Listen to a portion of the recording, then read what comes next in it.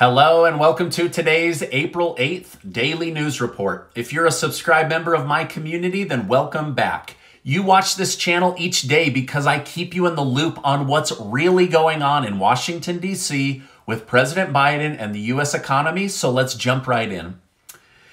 President Biden, along with hundreds of guests at the White House, held a party to welcome the new Supreme Court Justice, Justice Ketanji Brown Jackson. The EIA, or Energy Information Administration, recently released its annual energy outlook. It has estimated with a warning that the U.S. natural gas production will decline by 5% by the year 2050 if no new interstate pipelines are built.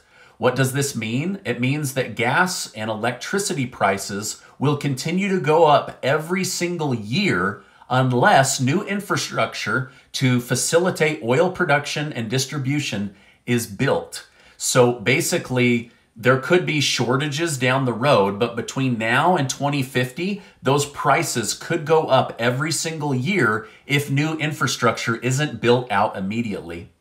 So perhaps some of the trillions of dollars the Senate has set aside for infrastructure should go towards building these new pipelines and gas lines. But what do I know? I'm just a guy here on the internet who doesn't want to see people's energy bills skyrocket through the roof every single year.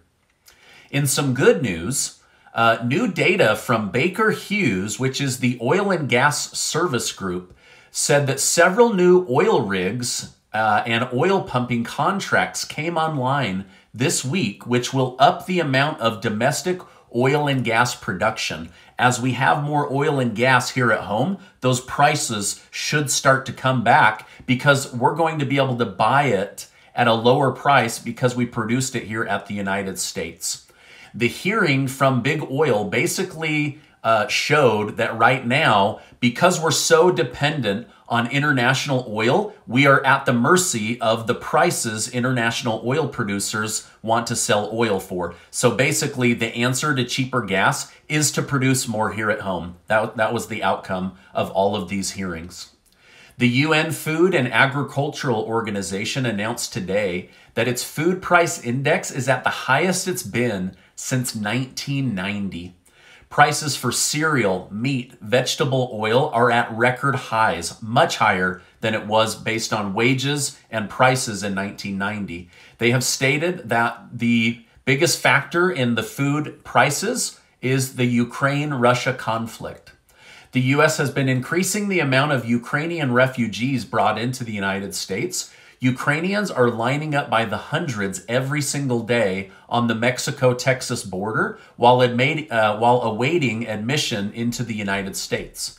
Many Ukrainians feel the United States is more suitable for settling their families than Europe. However, the road to get from Ukraine to Mexico has its challenges. Families must go along a long journey over multiple different countries before finally arriving at the border. Then they have to compete with all of the other people that have not been invited into the country in order to get into the country.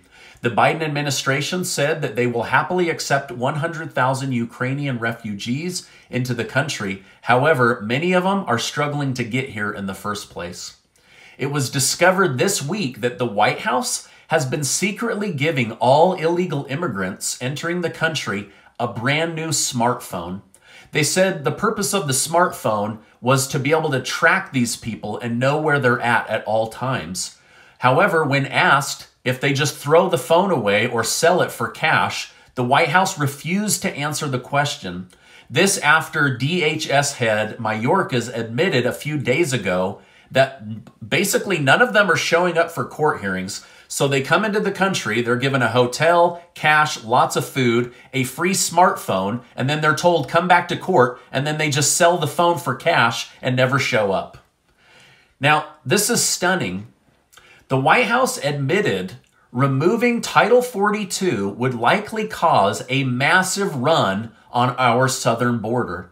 One Democrat analyst working with the White House told them that we could see as many as 500,000 border crossers per month, or about 6 million per year, if they remove Title 42. However, the White House said removing Title 42 is the right thing to do. Many Democrat leaders are opposed to this change and said that this could cost them their seat in the November election, hurt migrants, or worse, hurt actual Americans by having this many people come into the country. Again, the White House said, our plan is to remove Title 42 and deal with the consequences as they arise. In recent COVID news, the Federal Appeals Court has passed Biden's vaccine mandate on federal workers. This news came after a Trump-appointed Texas judge blocked the mandate from going through. However, it's now back on the table. So the forced vaccine mandate on federal workers is back on the table, even though most private businesses have dropped it and COVID numbers are super, super low. The Russians have launched another attack on a large number of Ukrainian citizens. Russia shot a rocket into a train station where people were fleeing for their lives. The shot killed at least 50 people and injured at least 100. The Ukrainian President Zelensky posted on Facebook stating that Russia does not have the strength or the courage to confront us on the battlefield. They are cynically destroying the civilian population. This is evil to know that knows no bounds, and if it is not punished, it will never stop. So basically he said, you guys are just now mercilessly attacking civilians that are trying to escape the country. If it wasn't bad enough, Zelensky recently visited another devastated Ukrainian city, which he said was much scarier than the one he visited a few days ago, which had a massive grave full of dead bodies. Zelensky claimed that Russia is planning to release footage of dead Russian military troops in Ukraine as propaganda to offset the backlash they're receiving. The United States will be sending 100 killer drones to Ukraine to help.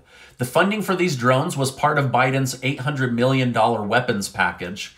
These killer drones explode on impact, and some of the bigger ones have the potential to even explode armored vehicles. So basically, they would just be bombing them right into the place versus using them to shoot things down. Now, this is great, says Ukrainian foreign minister, but demanded even more weapons from the United States. He said weapons are the most important thing we could use right now. The United States says that they have fully trained Ukrainian soldiers on how to use these killer drones. And it appears donating weapons has been working wonders for Ukraine.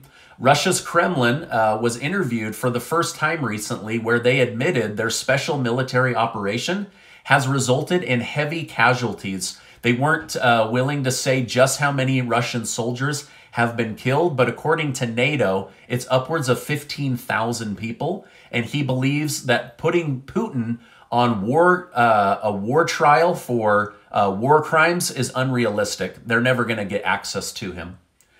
A children's hospital has blocked a 9-year-old boy from receiving a life-saving kidney transplant from his own father due to the fact that the father isn't vaccinated. When the father asked the hospital if they would accept a transplant from a dead body that wasn't vaccinated, they said, of course we would. He said, isn't this ironic?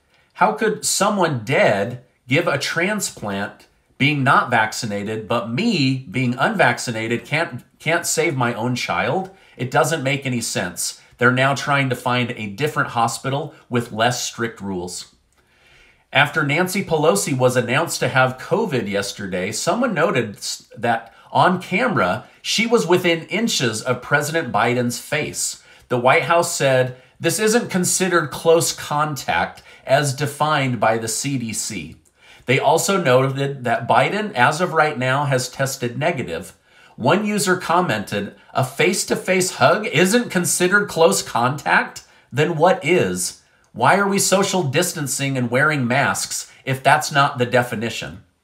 The White House literally said President Biden won't get COVID because he's been vaccinated 4 times, but Nancy Pelosi is in the same boat, and she just got COVID. So it's like, does the White House think we're all stupid and have no common sense?